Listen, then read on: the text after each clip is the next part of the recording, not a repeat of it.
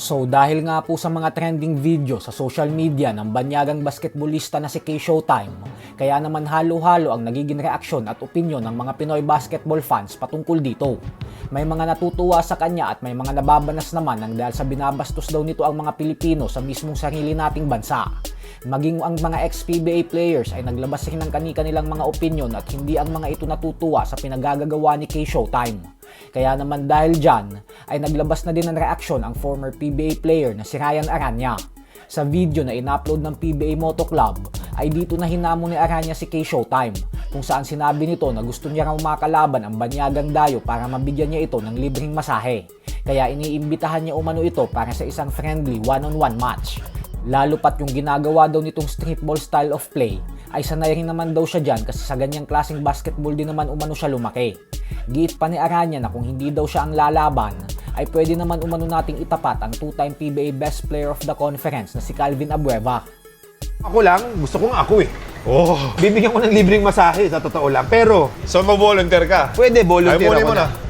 Anong pangalan na ito? Mr. Showtime. Mr. Showtime, kung K Showtime. K Showtime, if you are you're listening watching or this. if you are watching this, I'm inviting you for a match. For Friendly. Friendly match lang. Yung gusto niya yung ginagawa, yung street ball challenge, kasi dyan din naman tayo lumaki, di ba?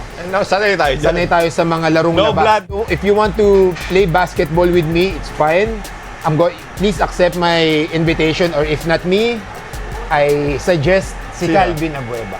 Ay, puti. Sa kabilang banda naman mga idol ay bagamat nga po hindi lumaki sa Pilipinas ang Philippine basketball superstar na si Dwight Ramos, ay hindi po natin maikakaila na pusong Pinoy talaga ito. Sa latest interview po kay Dwight ay sinabi nitong sa bawat pagkakataon umano na tumutungtong siya sa loob ng court na daladala niya ang uniforme ng Gilas Pilipinas, ay talagang sinisigurado niya umano na binibigay niya ang lahat ng makakaya niya. Dagdag pa nito na hanggat kaya daw ng katawan niya na lumaban at lumaro para sa Gilas, at hanggat kailangan siya ng pambansang kupunan, ay hindi daw siya magdadalawang isip na maglaro dito. Ganyan umano siya ka-committed para sa bayan, lalo pat ang paglalaro umano para sa bansang Pilipinas, ay ang bagay na kailanman ay hindi niya ipagsasawalang bahala. Kaya saludo talaga tayo kay Dwight Ramos. So hanggang dito na lang po muna tayo mga idol. Huwag pong kakalimutang mag-subscribe sa ating pangalawang channel na Sports Talk PH 2.0 dahil ang channel po na ito ay para sa araw-araw na basketball updates. Yung main channel po kasi natin na Sports Talk PH na siyang may 1 million YouTube subscribers ay pang boxing updates po yun. Maraming salamat po.